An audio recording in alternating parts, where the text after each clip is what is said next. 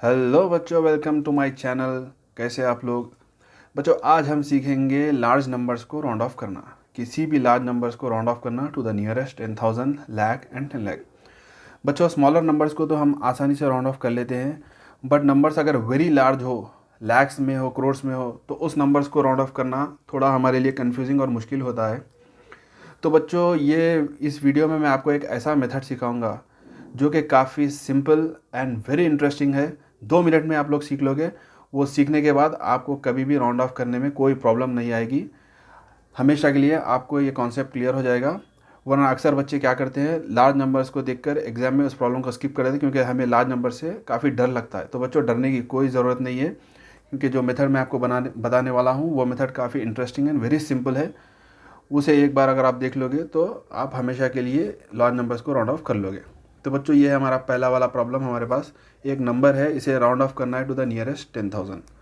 तो बच्चों, इस नंबर में देखिए ones, tens, hundreds, thousands, 10,000, lakhs. तो सबसे पहले फर्स्ट स्टेप ये है कि हमें देखना है कि 10,000 की प्लेस पर कौन सा नंबर है, कौन सा डिजिट है। तो बच्चों, ये डिजिट है 10,000 की प्लेस पे।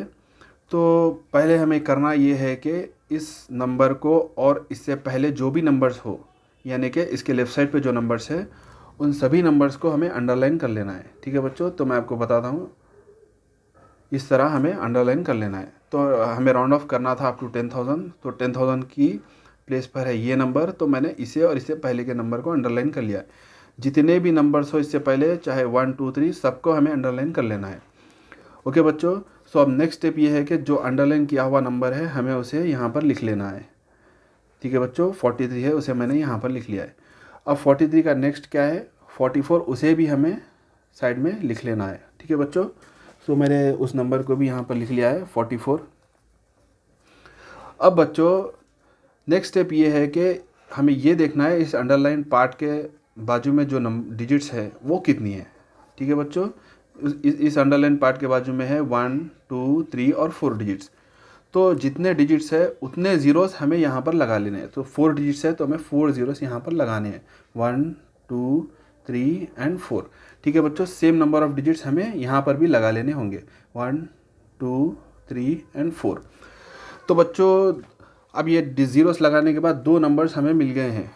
तो इन दो नंबर्स में एक बात आपको नोटिस करनी है कि ये है स्मॉलर नंबर और ये है बिगर नंबर। इन दो नंबर्स में ये हमेशा छोटा होगा, ये बड़ा होगा। आपको आसानी से समझ में, इसलिए मैं यहाँ पर लिख लूँगा स्मॉल एंड बिग। ठीक है बच्चों, तो बच्चों हमें हमारा आंसर मिल गया है। वेरी सिंपल बच्चों, हमें हमारा आंसर मिल गया है। सिर्फ 2 स्टेप्स में हमने आंसर ला लिया है। बस इन 2 ऑप्शंस में हमारा आंसर है।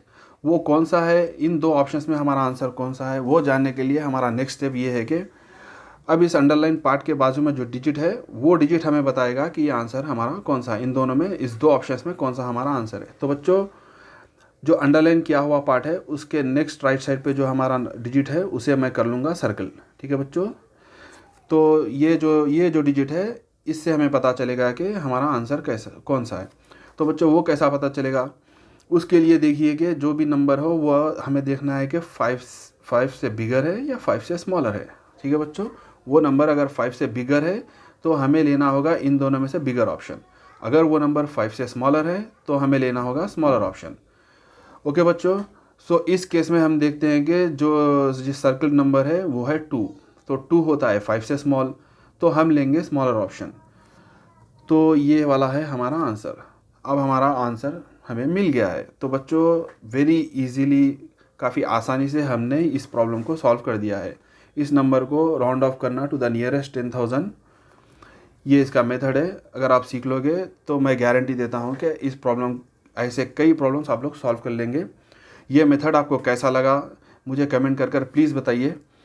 ओके बच्चों, इस कॉन्सेप्ट को क्लियर करने के लिए और 2 प्रॉब्लम्स हम देख लेंगे। सिर्फ दो नंबर्स है, उसे प्रैक्टिस कर लेंगे आप, तो आपको कॉन्सेप्ट बिल्कुल क्लियर हो जाएगा। एक और एग्जांपल मैं आपको बताता हूँ। एक और नंबर है हमारे पास। ये नंबर ज़रा हटके है बच्चों। ये नंबर है, इसके अंदर है प्लेसेस अप टू लैक्स। ठीक है ना, ये नंबर लैक्स में है और हमें राउंड ऑफ करना है अप टू 1 लाख।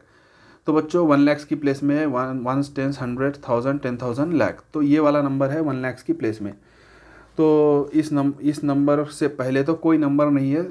तो बच्चों ये इस नंबर से पहले हमारे पास कोई नंबर नहीं है, सिर्फ एक ही नंबर है लैक्स की प्लेस में, तो उसे ही अंडरलाइन कर लूँगा मैं, ठीक है ना बच्चों। अगर पहले नंबर जो भी होते तो मैं उसे भी अंडरलाइन कर लेता था, बट यहाँ पर हमारे पास सिर्फ एक ही नंबर है, एक ही डिजिट है, तो उसे मैं अंडरलाइन कर लिया। तो उस नंबर को हम यहाँ पर लिख लेंगे, ठीक है बच्चों, उस नंबर को हम यहाँ पर लिख लेंगे। अब 8 का नेक्स्ट नंबर होगा 9, उसे मैं यहाँ लिख लूँगा, ठीक है बच्चों। अब नेक्स्ट स्टेप में देखना ये है कि इस अंडरलाइन के पार्ट के बाजू में कितने डिजिट्स है, 1 2 3 4 5 डिजिट्स है, तो 5 ज़ीरोस मैं यहाँ पर लिख लूँगा। 1 2 3 4 5, यहाँ पर सेम नंबर ऑफ डिजिट्स हमें यहाँ पर भी लिखने हैं, 1 2 3 4 5। ओके बच्चों, सो अब हमारे पास दो ऑप्शंस आ गए, इन दोनों में से कोई एक हमारा आंसर है। वो जानने के लिए कौन सा है, अब हमें देखना होगा इस अंडरलाइन पार्ट के बाजू में जो डिजिट है वो कौन सा है, ठीक है बच्चों। यहाँ पर ये डिजिट है 6, क्योंकि 6 जो है 5 से बिगर है। जैसा कि मैंने कहा था कि ये वाला अगर डिजिट 5 से बिगर है तो हम लेंगे बिगर वैल्यू, अगर ये 5 से स्मॉलर है तो हम लेंगे स्मॉलर वैल्यू। क्योंकि 6 5 से बिगर होता है तो हम लेंगे बिगर वैल्यू। तो ये है हमारा आंसर। सो इस नंबर को अगर हम राउंड ऑफ करेंगे टू द नियरेस्ट 1 लाख तो हमारा आंसर होगा ये वाला नंबर, ठीक है बच्चों। अब इसी तरह एक लास्ट एग्जांपल हम देख लेंगे, उसके बाद हमारा कॉन्सेप्ट बिल्कुल क्लियर हो जाएगा। तो ये एक हमारा नंबर है जो कि करोड्स में है, इसे राउंड ऑफ करना है टू द नियरेस्ट 10 लाख। तो बच्चों इस नंबर में सबसे पहले देखेंगे 10 लाख की प्लेस पे कौन सा नंबर है। ये वाला नंबर है 10 लाख की प्लेस में। तो ये और इससे पहले के सभी नंबर्स को हमें अंडरलाइन कर लेना होगा। तो इसे अंडरलाइन मैंने कर लिया है। एक नंबर मेरे पास आ गया है 48, उसे मैं यहाँ पर लिख लूँगा, और 48 का नेक्स्ट होगा 49, उसे भी मैं यहाँ पर लिख लूँगा। अब काउंट करेंगे इस अंडरलाइन पार्ट के साइड में जो डिजिट्स है राइट साइड में वो कितनी है, 1 2 3 4 5 6। ओके, 6 डिजिट्स, तो 6 ज़ीरोस मैं यहाँ पर लिख लूँगा।